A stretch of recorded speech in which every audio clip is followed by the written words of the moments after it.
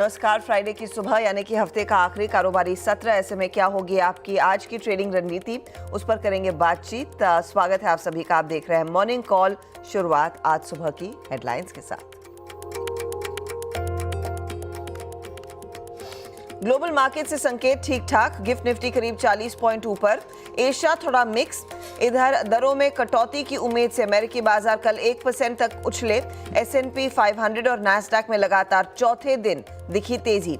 वहीं European central bank ने इस साल ब्याज दरों में दूसरी बार 0.25% की कटौती की।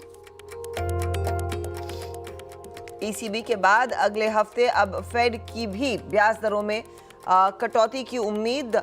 इसके चलते सोने में चमक बढ़ी। करीब 2% की तेजी के साथ नए शिखर पर पहुंचा भाव। कॉमेक्स पर गोल्ड $2560 के निकला पार। वहीं कच्चे तेल में भी दिखा 2% का उछाल। भारत में अगस्त की रिटेल महंगाई बढ़ी। खाने पीने की चीजों की कीमतें बढ़ने से महंगाई 3.54% से बढ़कर अब 3.65% पर पहुंची। लेकिन IIP में सुधार। 4.8% की दर से इंडस्ट्रियल प्रोडक्शन ने पकड़ी रफ्तार। अदानी ग्रुप ने स्विस कोर्ट मामले में हिंडनबर्ग के सभी आरोपों को किया खारिज। कहा सभी आरोप निराधार, बेतुके और तर्कहीन। कोई भी अकाउंट किसी अथॉरिटी की ओर से नहीं किया गया सीज। कल हिंडनबर्ग ने किया था दावा। ग्रुप के 6 स्विस बैंक खातों में जमा $31 करोड़ से ज्यादा की रकम हुई फ्रीज। और BPCL के शेयर पर आज रहेगी बाजार की नजर। कंपनी ने रिन्यूएबल एनर्जी और ग्रीन हाइड्रोजन के लिए JV को मंजूरी दी। साथ ही कोची कोयम्बतूर करूर पाइपलाइन की क्षमता बढ़ाने के लिए करीब 1140 करोड़ रुपए का करेगी निवेश। और लॉजिस्टिक कंपनी वेस्टर्न कैरियर्स का आज खुलेगा IPO। 163 से 172 रुपए के बीच है प्राइस बैंड। करीब 490 करोड़ रुपए जुटाएगी कंपनी। एंकर निवेशकों से ने लगाए करीब 148 करोड़ रुपए।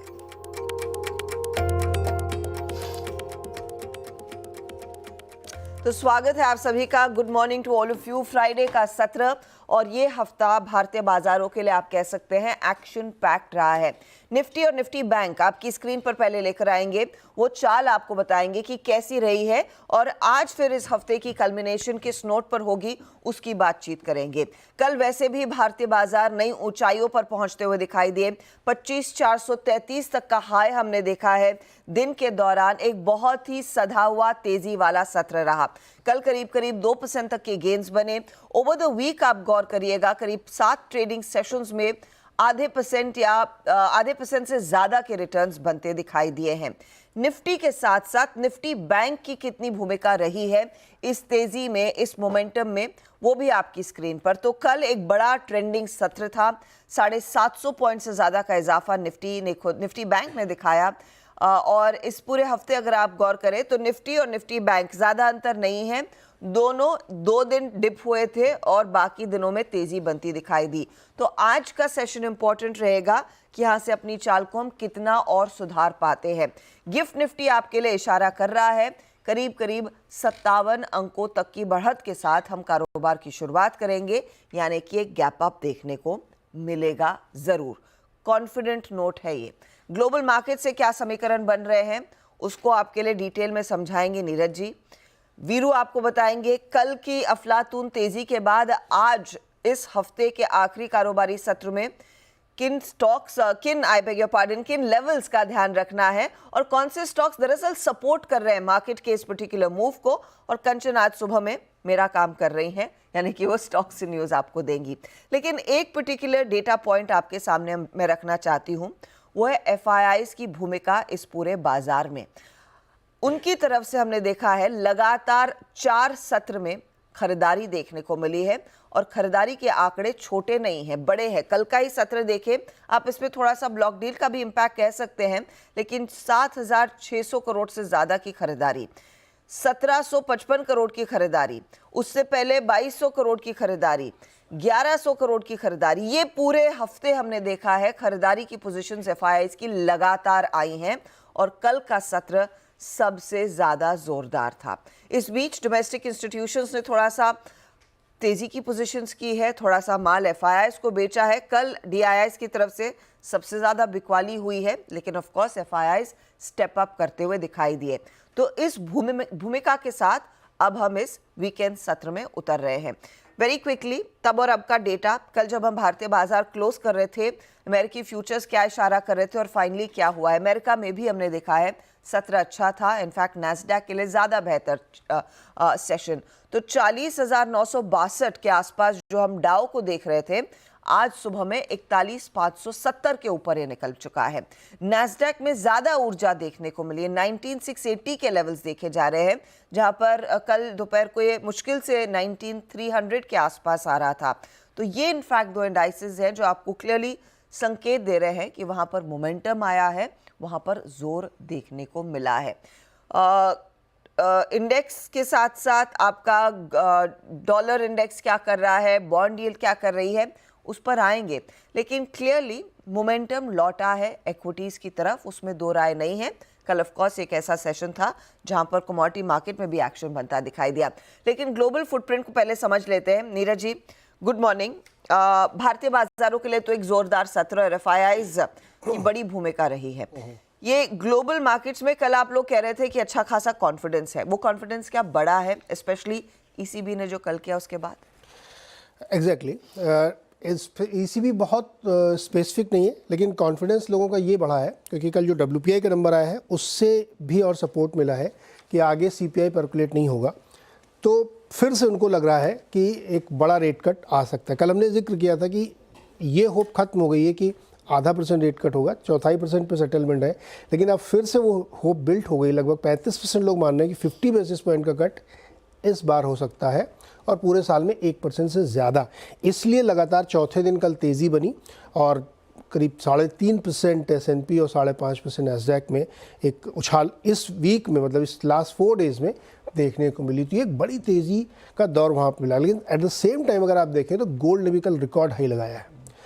गोल्ड की जो तेज़ी है वो सीधे सीधे डॉलर से रिलेटेड है, क्योंकि अब लोगों को लग रहा है कि रेट कट होगा, डॉलर वीक होगा और उसी के सामने गोल्ड भी बढ़ाएगा। तो 2550 पे गोल्ड भी खड़ा हो गया है। अब बुधवार बृहस्पतिवार को हम लोगों को पता चलेगा कि इस मीटिंग में क्या हुआ, उसके बाद नेक्स्ट कोर्स तय होगा। लेकिन ये ऐसे जंक्शन पे खड़ा हुआ है मार्केट जहाँ पे ग्लोबली अब सेंट्रल बैंक्स पैसा झोंकने के लिए तैयार है, वो रेट कट के तरीके से हो या किसी और तरीके से। ईसीबी ने कल दूसरी बार काटा, तीसरी बार काटने के लिए भी वो गाइडेंस दे रहे हैं। चाइना की तरफ से भी कल दिन में खबर आ गई थी कि वो एग्जिस्टिंग 5 ट्रिलियन लोन्स पे रेट कम करना चाहते हैं, जिससे कि जो नया लोन लोगों को लेने में आसानी हो। तो वहाँ से भी एक सपोर्ट मिल रहा है और यूएस में रेट कट की पूरी तैयारी देखने को मिल रही है। तो ये पूरा एक सेटअप जो है इक्विटी के फेवर में बनता हुआ दिखा और कल एक बड़ी तेज़ी यूएस मार्केट में भी बनी, क्योंकि अब वो फिर से लाइफ हाई के करीब S&P पहुँच गया है। मात्र 30-40 पॉइंट अब रह गया है जहाँ से वो अपने लाइफ हाई पे खड़ा होगा। गोल्ड के अलावा क्रूड में कल एक $2-3 की तेज़ी आई। उसका सिर्फ ये रीज़न है कि मैक्सिको के गल्फ ऑफ मैक्सिको में जहाँ पे ऑयल प्रोडक्शन हो रहा है वहाँ पे एक हरिकेन की वजह से सप्लाई डिसरप्ट हो रही है, तो ये थोड़ा सा एक उछाल आ गया है। लेकिन बेसिक फंडामेंटल में कोई चेंज नहीं है क्योंकि डिमांड नीचे है आज भी क्रूड की। तो इसलिए क्रूड का बढ़ना कोई बहुत बड़ी चिंता की बात नहीं होनी चाहिए, अभी भी वहाँ पे डाउनवर्ड ट्रेंड है। तीसरी चीज़ जो एक इम्पॉर्टेंट है कि जापान में दिसंबर में फिर से रेट बढ़ने के लिए बातचीत हो रही है।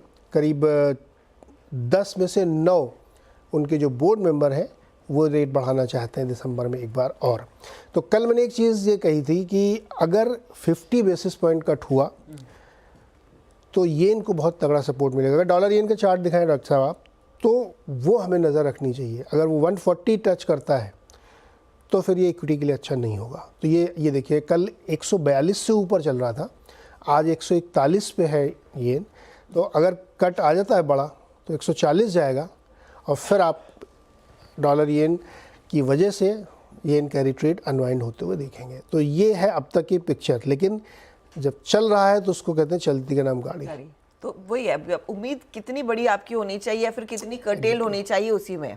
अगर सैनिटी है ये 50 नहीं होना चाहिए, होना 25 होना चाहिए। 50 होगा तो थोड़ी सी दिक्कत हो जाएगी। उतना रुझान लग रहा है कि क्या 50 होगा? उतना प्रेशर है क्या इस समय जेरोम पावल? प्रेशर है, देखिए पॉलिटिकल प्रेशर भी है। जैसे आप किसी भी एक्सपर्ट से बात करिए तो रिसेशन की बात करना भी इस समय गुनाह है यूएस में। चुनाव हार जाएंगी कमला हैरिस, तो उसको डिमीन करने के लिए, उसको ख़त्म कर देने के लिए पूरी तरीके से एक बड़ा रेट कट फ्रंट लोड करा सकते हैं वो। लेकिन वो फ्रंट लोड बाद में कितनी दिक्कत करेगा अलग बात है, लेकिन ऐसा लगता है कि 35% लोग मान रहे हैं कि 50 बेसिस पॉइंट हो सकता है कट। तो फिंगर्स क्रॉस, देखते हैं क्या होता है। चलिए, उससे क्या भारतीय रिजर्व बैंक पर भी प्रेशर बनेगा? क्योंकि हम अक्टूबर में मिलेंगे। बिल्कुल बनेगा, क्योंकि ईसीबी ने कर दिया, हाँ।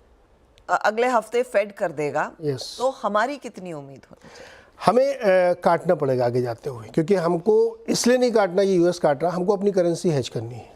अगर हम रेट कट नहीं करेंगे तो हमारी करेंसी में प्रॉब्लम होगी, तो रेट कट मजबूरी में करना पड़ेगा। और दूसरा, अपने यहाँ की ग्रोथ भी थोड़ी स्लो हुई है। हाँ। तो मैं तो ये मानता हूँ कि इन्फ्लेशन से कोई लेना देना नहीं रेट कट का। रेट कट का सीधे लेना होता है ग्रोथ से, और आपकी ग्रोथ स्लो हो रही है तो रेट कट होगा। और ऊपर से आपको एनेबलर मिल रहे हैं कि यूएस में कट हो रहा है। तो मुझे लगता है अगर यूएस में कल होता है कट, परसों नेक्स्ट वीक, तो फिर फेड के लिए भी माहौल बन जाए, रिजर्व बैंक के लिए भी माहौल बनेगा। तो देखिए, अब ये रेट कट वाला ही गेम क्लियरली मार्केट्स को ड्राइव करने वाला है। Veeru, good morning. ऐसे में आप लोगों के फूफा, मैं आप लोग कह रही हूँ क्योंकि आशीष और आप ही उन्हें फूफा कहते हैं, उनकी तरफ से जोरदार खरीदारी देखने को मिली है। अब ऐसा वो क्या लेवल है जो उनको भाने लगा है? ऐसा क्या हो रहा है भारतीय बाजार में कि जमकर खरीदारी हुई है कल भी?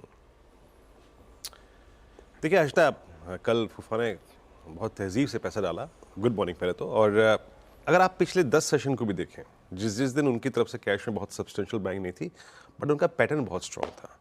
आप इंडेक्स पे लॉन्ग थे, इंडेक्स को रोज लॉन्ग करते थे, नेट लॉन्ग थे। दूसरी बात, आप स्टॉक फ्यूचर्स को शॉर्ट करके हेज करते थे। हिस्टोरिकली अगर आप कभी भी जाएं, जब एफआईज इंडियन मार्केट से बहुत आतुर रहते हैं लॉन्ग साइड पे, उनका ट्रेडिंग पैटर्न यही होता है, cash long, index long, stock futures short. यही ट्रेंड इस पूरे स्विंग में परसिस्ट करा है, स्पेशली आई थिंक जून के बाद से। कल फ्रेश बाइंग और शॉर्ट कवरिंग का एक अच्छा कॉम्बिनेशन था। दूसरी बात, कल दोनों ही इंडस्ट्रीज का जो लो था वो 20-डे एक्सपोनेंशियल मूविंग एवरेज था। निफ्टी आया नीचे, बेसमेंट पे को टेस्ट किया, फर्स्ट इंस्टेंस पे फेलियर था, एक कोलैप्स हुआ, लेकिन उसके बाद देखिए इतना बड़ा मूव शायद मेरी कल्पना से बाहर था। मैं ये सोच के बैठा था कि 25,000 के ऊपर अगर सस्टेन कर गए तो 25,117 को स्ट्राइक करेंगे, और 117 अगर स्ट्राइक कर गए और एक्सपायरी डे, तो कॉल राइटर्स का जोन जो वो ट्रैप होगा वो आपको 210, 256 तक का मूव देगा। लेकिन इतना बड़ा मूव मैंने नहीं सोचा था। मैं 256, 210 तक का बेस्ट सोच के आया था। उसके ऊपर बहुत स्ट्रांग बाइंग थी। हर्षदा, आप जरा स्टैट्स को देखिए। 7695 करोड़ रुपए की उस कैश की सेलिंग बाइंग को आपने एक्सप्लेन कर दिया, मैं दोबारा रिपीट नहीं करूंगा। 1800 करोड़ रुपए की डीआईएस की सेलिंग थी। But look at the quantum of index bye, 2580 crore रुपए का index bye, 48,150 contract long. And that's huge. I mean specially ये सीरीज के मिड में ऐसा होना थोड़ा सा, अगर आप देखें, अचंभित भी कर रहा है। 8800 कॉन्ट्रैक्ट शॉर्ट किए। और एक और चीज जो सबसे क्रिटिकल है एफआईएस के स्टैट्स में, जब आप स्टॉक फ्यूचर्स को देखेंगे, यहाँ पे करीब 15,000 करोड़ रुपए की बाइंग, और जो आपके जहन में चीज होनी चाहिए, जो कि आज की रणनीति का क्रिटिकल पार्ट है हर्षदा, वो है 1523 करोड़ रुपए की बाइंग के साथ, 15,023 करोड़ की बाइंग के साथ 77,000 कॉन्ट्रैक्ट लॉन्ग और 1,16,000 कॉन्ट्रैक्ट शॉर्ट।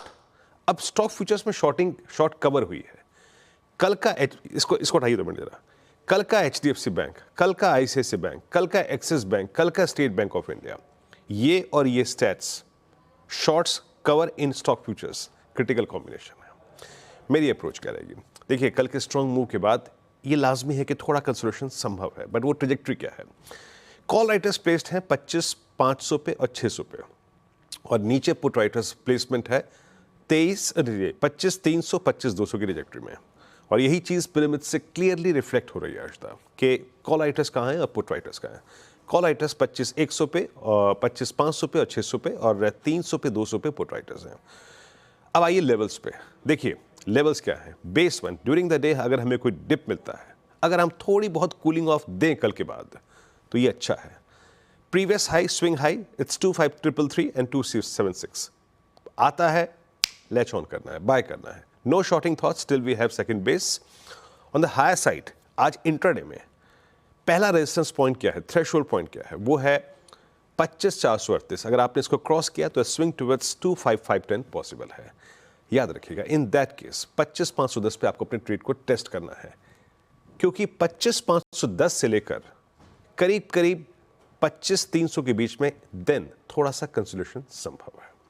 आइए निफ्टी बैंक पे, मैं फिर कह रहा हूं, कल की जो सबसे महत्वपूर्ण कड़ी है, जिसने 2 ट्रांचेस में इस मूव में पार्टिसिपेट किया, पहले बेस 1 को रिस्पेक्ट दी, बाय इमर्ज हुआ, फिर कॉलाइटस को बाइसेक्ट किया, उसके बाद और सुपर स्विंग शॉर्ट कवरिंग थी कल स्टॉक फ्यूचर्स में निफ्टी बैंक में। प्लेसमेंट क्या है, 52,000 पे आपके इमीडिएट कॉलाइटस हैं, करीब करीब 16 लाख के आउटस्टैंडिंग वाई के साथ, और नीचे 51,500 पे स्ट्रॉन्ग पुट राइटिंग है। तो अप्रोच क्या रहेगी? देखिए, बेस 1 क्लियरली डिफाइंड है जो पुट राइटर्स का है, और वो है करीब करीब आपकी 51,500 की ट्रेजेक्ट्री, 51,512, 381। कोई डिप मिले इस ट्रेजेक्ट्री के ऊपर 150 पॉइंट ऊपर डेफिनेटली बाय कीजिए।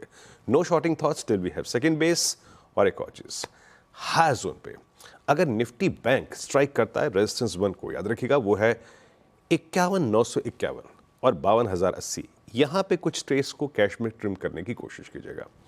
नेक्स्ट स्विंग निफ्टी बैंक तब देगा जब ये 52,080 की ट्रेजेक्ट्री के ऊपर सस्टेन कर जाएगा। इन दैट केस 310 477 की ट्रेजेक्ट्री खुल जाएगी।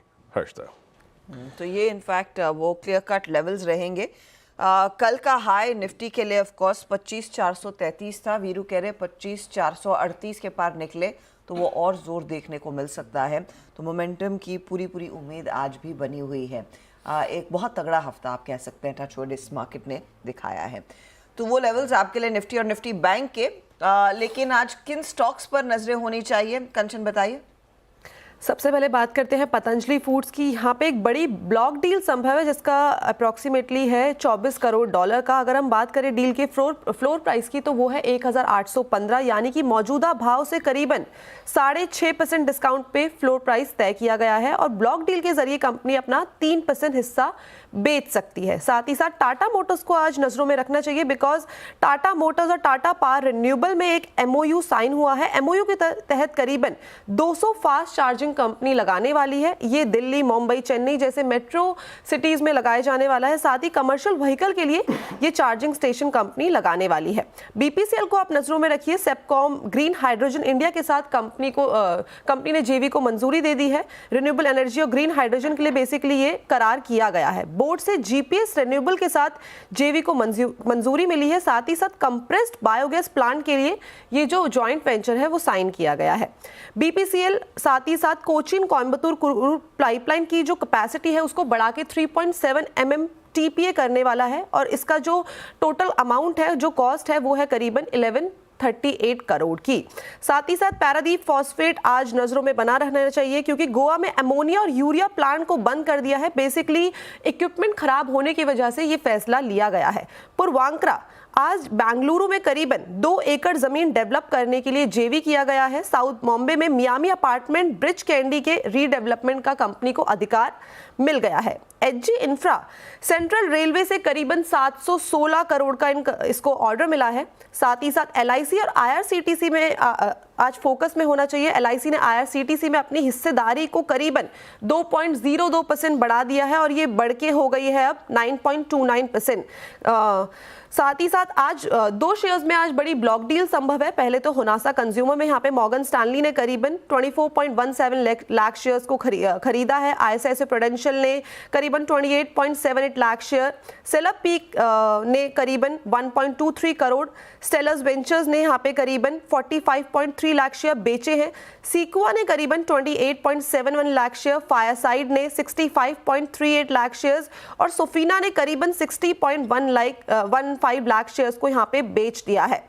PNB हाउसिंग एशिया अपॉर्चुनिटीज ने यहाँ पे करीबन 16.22 लाख शेयर को बेचा है। गोल्डमैन सैक ने करीबन 92,000 शेयर्स को खरीदा है। मॉनेटरी अथॉरिटी ऑफ सिंगापुर ने भी करीबन 2.25 लाख शेयर यहाँ पे खरीदे हैं, और गवर्नमेंट ऑफ सिंगापुर ने यहाँ पे करीबन 13.25 लाख शेयर को एक्वायर कर लिया है। इसके अलावा अडानी ग्रुप आज काफी ज्यादा फोकस में है। कल रात को एक रिपोर्ट आई है हिडनबर्ग की तरफ से। अब उस रिपोर्ट के बाद अडानी ग्रुप ने क्या सफाई दी है, सबसे पहले वो देख देख लेते हैं।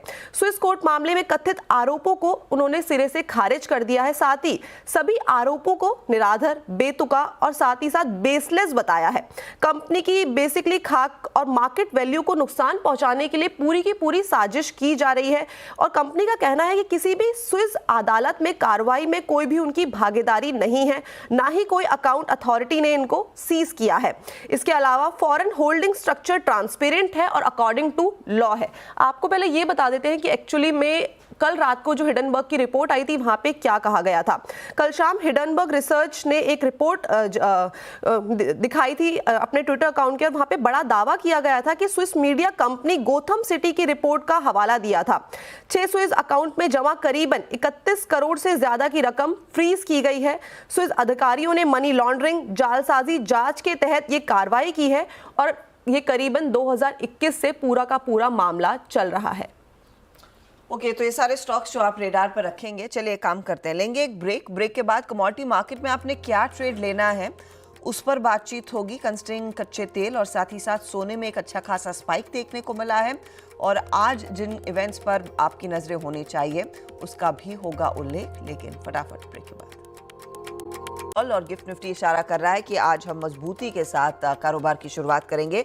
55.2 पर है वो, लेकिन आप कमोडिटी मार्केट में क्या ट्रेड लेंगे वो आपकी स्क्रीन पर रखते हैं। कंस्ट्रेंट सोने में एक बहुत तगड़ी चमक देखने को मिली है। सोना रिकॉर्ड हाईस पर ट्रेड होता हुआ दिखाई दिया। इस पर राय जो आई है वो मनोज कुमार जैन ने दी है। वो कह रहे हैं खरीदारी की तरफ ही आपको रहना है।